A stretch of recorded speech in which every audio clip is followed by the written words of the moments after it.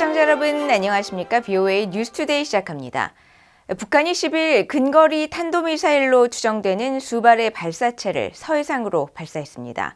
도널드 트럼프 행정부 출범 후 첫 탄도미사일 도발인데 미한 연합훈련 시작에 대한 반발이라는 분석이 나옵니다.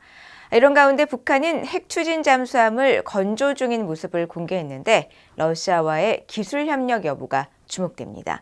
조상진 기자가 보도합니다. 한국합동참모본부는 10일 오후 1시 50분경 북한 황해도 내륙에서 서해 방향으로 발사된 미상의 탄도미사일 수발을 포착했다고 밝혔습니다. 이 미사일들은 황해북도 황주에서 발사됐고 사거리 300km 이하의 근거리 탄도미사일인 것으로 파악됐는데 합참은 감시와 경계를 강화한 가운데 한미 간 긴밀히 공조하면서 만반의 대비 태세를 유지하고 있다고 강조했습니다. 트럼프 행정부 출범 이후 처음으로 이뤄진 북한의 이번 미사일 도발은 미국과 한국이 10일부터 20일까지 진행하는 프리덤 실드 연합훈련에 대한 반발 성격으로 보입니다. 서해 방향 같으면은 주한미군 기지가 있는 곳이거든요. 거리를 따져보면 원점에서부터 지금 주한미군 기지가 있는 곳을 염두에 두었을 가능성도 있어요. 그러니까 아마 그런 상징성도 있을 겁니다. 이런 가운데 북한 매체들은 지난 8일 김정은 국무위원장이 중요 조선소들의 함선 건조 사업을 현지 지도했다고 밝히면서 특히 핵동력 전략 유도탄 잠수함의 건조 실태를 파악했다고 전했습니다. 북한이 그동안 공개한 잠수함에 비해 외형이 압도적으로 커 전문가들 사이에서는 5,000톤급 이상이라는 평가가 나옵니다. 전문가들은 핵 추진 잠수함은 미국과 중국, 러시아, 영국 등 6개 나라만 갖고 있다는 점에서 북한이 우크라이나 전쟁에서 러시아를 도운 대가로 관련 기술을 지원받았을 가능성이 있다고 관측했습니다. 북한이 이미 러시아와의 협력을 어떤 식으로든 할 거를 예상을 하고 일단 유사한 러시아의 잠수함급의 크기와 핵 추진 체계와 관련된 부분에 대한 설계를 어느 정도 기존에 러시아가 운영하고 있는 잠수함의 것을 참조를 해서 일단 만들고 난 다음에 이제 받아낼 가능성도 생각을 할 수 있는 거죠. 권용수 한국국방대 명예교수는 만일 북한이 관련 건조 역량을 확보했을 경우 대미 압박이 될 수 있는 만큼 행정부와의 협상 가능성을 염두에 둔 압박 메시지일 가능성이 있다고 진단했습니다. BOA 뉴스 조상진입니다. 미국 정부가 10일 북한의 탄도미사일 발사에 대해 북한의 완전한 비핵화에 전념하고 있다고 밝혔습니다. 백악관 국가안보회의 NSC 대변인은 이날 북한이 트럼프 2기 행정부 출범 이후 처음으로 탄도미사일을 발사한 데 대한 BOA의 논평 요청에 미사일 발사를 인지하고 있고 미국 인도태평양 사령부의 성명을 참조하기 바란다며 이같이 전했습니다. 미국 인태사령부는 앞서 이날 성명을 통해 북한의 탄도미사일 발사를 규탄한다고 밝히고 한국, 일본은 물론 영내 동맹 및 파트너 국가들과 긴밀히 협의하고 있다고 밝혔습니다. 또한 이번 발사가 미국 국민이나 영토 또는 동맹국에 즉각적인 위협이 되지는 않는 것으로 평가하지만 우리는 상황을 계속 주시 중이라고 전했습니다. 미국은 북한, 중국, 러시아를 개별적으로 억제하도록 설계된 다양하고 신뢰할 수 있는 전술핵 능력을 개발하고 전진 배치해야 한다고 미국의 민간 연구단체가 밝혔습니다. 미국 워싱턴의 띵크탱크 헤리티지 재단은 최근 발표한 보고서에서 북중러가 미국과 동맹국의 기지를 표적으로 삼을 수 있는 다양한 전술핵을 개발하고 배치하고 있지만 미국은 200개 미만의 핵탄두를 주로 서유럽에만 배치하고 있다면서 이같이 지적했습니다. 그러면서 북중러를 겨냥해 공중, 해상, 지상에서 발사할 수 있는 핵탄두 탑재 가능 미사일, 요격이 어려운 초음속 미사일과 탄도미사일 등 다양한 전술핵을 배치해야 한다고 밝혔습니다. 유럽연합이 북한 인권 문제 해결을 주요 우선 사항으로 다룰 것이라는 점을 재확인했습니다. 또 다음 달 유엔 인권이사회에서 발표할 예정인 북한 인권 결의안에 북한 인권 침해 피해자들과 북한 인권단체들의 견해를 최대한 반영하겠다고 밝혔습니다. 안준호 기자가 보도합니다.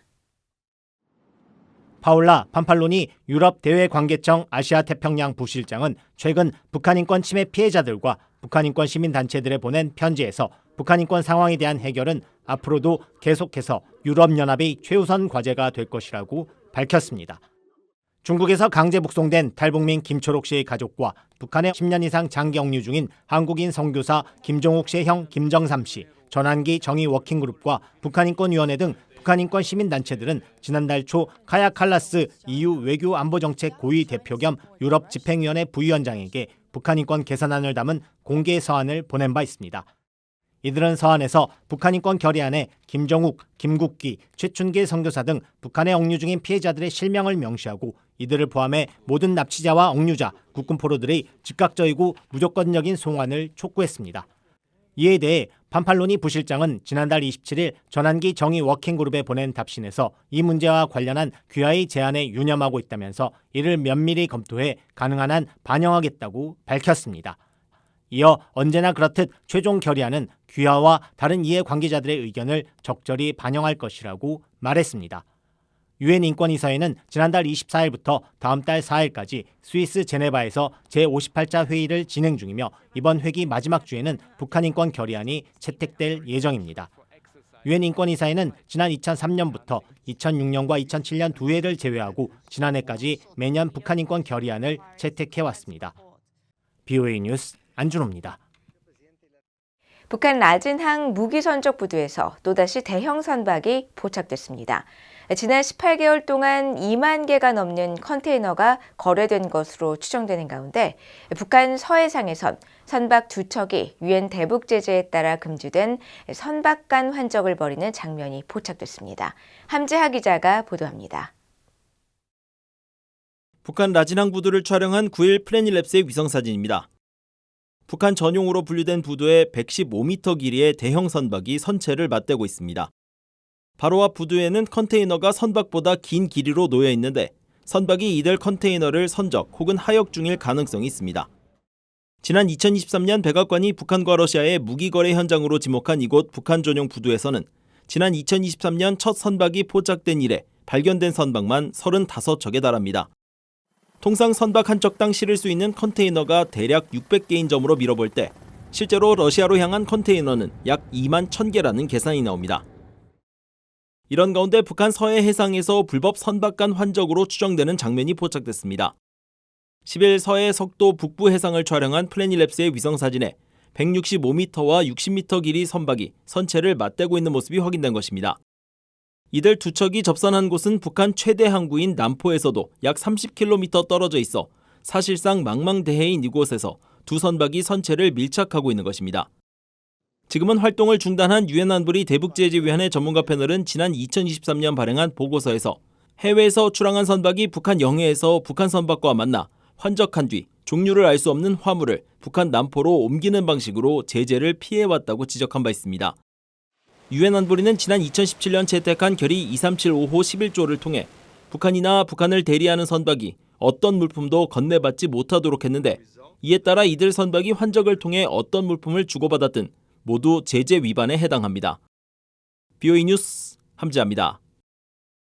미국과 북한 간 대화에서 한국이 배제되는 일은 절대 없을 것이며 미국의 최대 경쟁국인 중국에 대한 한국의 입장이 미국과 일치할 필요가 있다고 조셉 윤 주한 미국 대사대리가 밝혔습니다.